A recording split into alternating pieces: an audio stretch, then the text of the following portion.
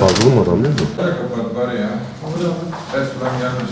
Dün meydana gelen müvekkilimiz İbrahim Ay'ın hakkında başlatılan soruşturma ve akabinde gerçekleşen tutuklama ile ilgili burada müdafilinin üstlenmiş bulunan avukat arkadaşlarımızla beraber duruma ilişkin bir bilgilendirme yapma gereği hissettik. Şunu açıklamakta fayda görüyoruz.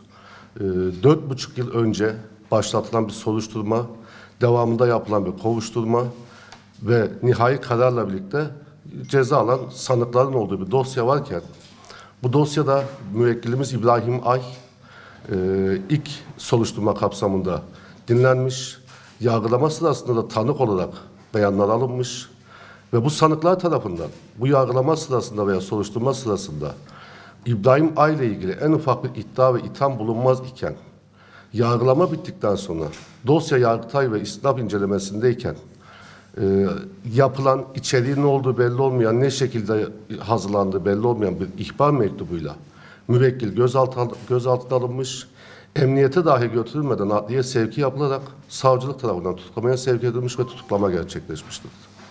Şimdi biz burada avukatlar olarak hukuki değerlendirme yapmak zorundayız.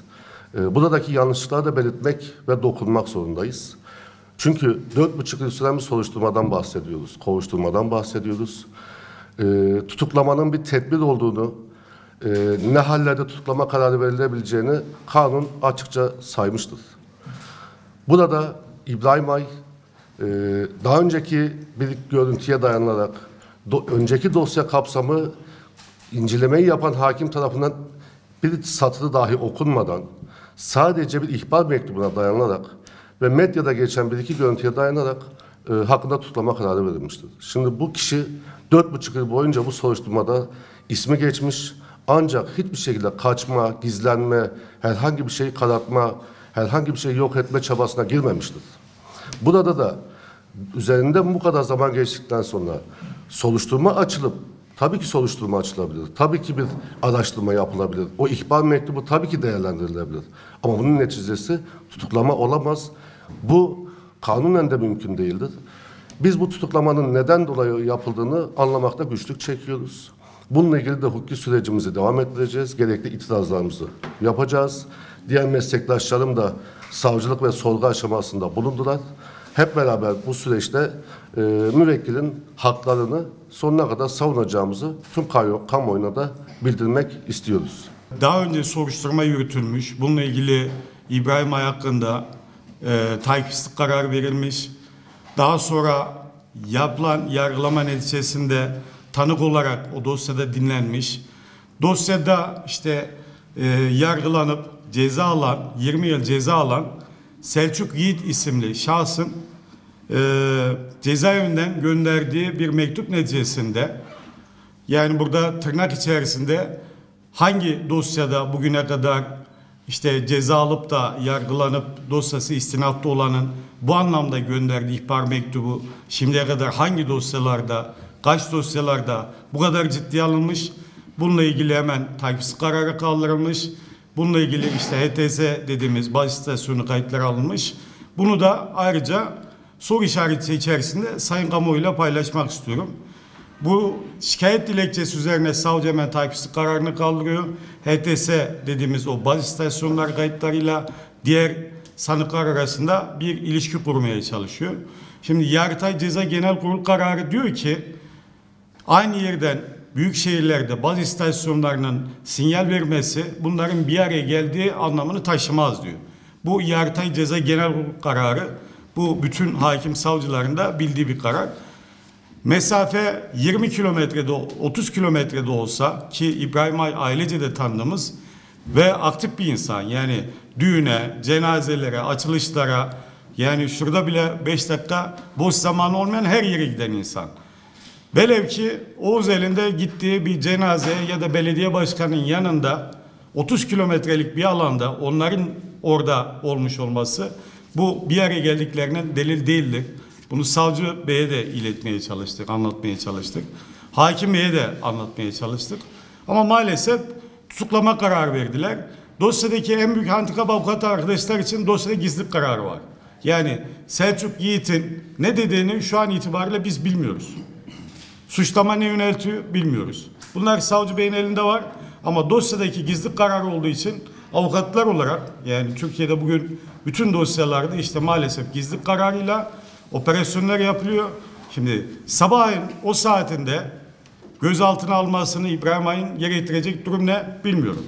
Yani İbrahim Ay'ı bu operasyonu yürüten hakim, savcı ya da başsavcı telefonla çağırsaydı İbrahim Ay gelmeyecek miydi? Yani. İbrahim Ay kaçma şüphesi mi vardı? Deliller zaten elindeki dosyada toplanmış. Delilleri karartma ihtimali de yok. Dün işte suç ceza hakimiyle de görüştüğümüzde duruşma bitiminde işte tutuklamaya karar verdiğinde sebep Marmaris'te İbrahim'in duruşmada da tanık olarak dinlenip yüzleştirildi. Selçuk Yiğit İbrahim'i tanımadığını söyleyen şahıs bu dilekçeyi yazıyor. Marmaris'teki toplantıda olduğundan Selçuk Yiğit'in nasıl haberdar olmuş?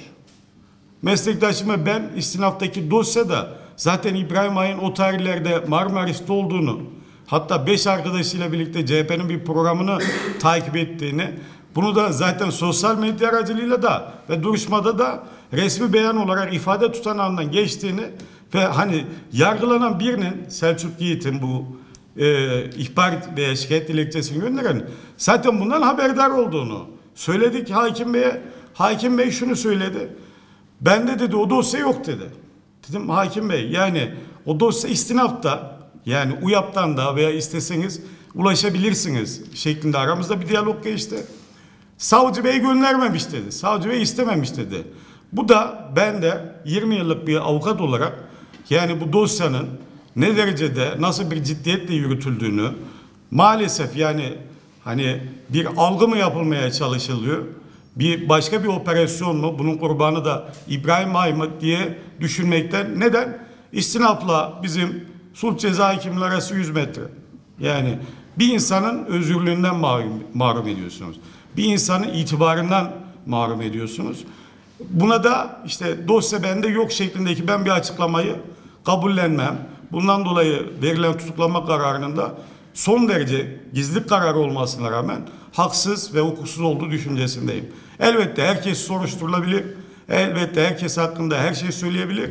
Ama bir insanı özgürlüğünden, hürriyetinden, itibarından bu kadar böyle bu şekliyle mahrum bırakmak doğru değildir.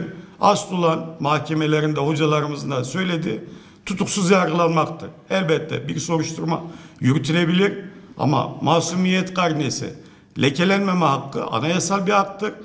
Yargılanır, ceza alır, kesinleşir. Elbette suçlu deriz bir insana. Ama şu an itibariyle bunu söyleyebilecek ve soruşturmanın da bu kadar bize göre maalesef ciddiyetsizlikle yapılmış olması derin o anlamda bizde soru işaretleri uyandırmıştır. Savcılık ve başsavcılık, yarın biz itirazımızı da yapacağız avukat arkadaşlarımızla. Bu hususları göz önünde bulundurarak en kısa zamanda o istinaftaki ifadelere ulaşmasını ve dosyayı tam anlamıyla eline alıp bir incelemesini artık avukatlar olarak talep ediyoruz, rica ediyoruz. Bu dosyayı yaklaşık 4,5 yıldır takip eden bir avukat anlamında detaylı bir açıklama yapmak istiyorum ben. Bu dosyada 2018'de dava açıldıktan sonra Selçuk Yiğit denen kişi geçen yıl Nisan ayında mahkemeye göndermiş olduğu bir dilekçede bu işi nasıl yaptığı, niçin yaptığı tüm detayıyla anlattı. Mahkeme 3 yıl sonra göndermiş olduğu dilekçeden dolayı ciddiye almadı ve Selçuk Yiğit'e ceza verdi. Dosya şu an istinafta. Sayın meslektaşım anlatmaya çalıştığı, söylediği dosyaya bu yılın 2021'in Eylül ayında gelen bir dilekçe aslında. Dosyanın müştekisi olan kişinin avukatına gelen dilekçe. Bakın iddialı bir şey söylüyorum.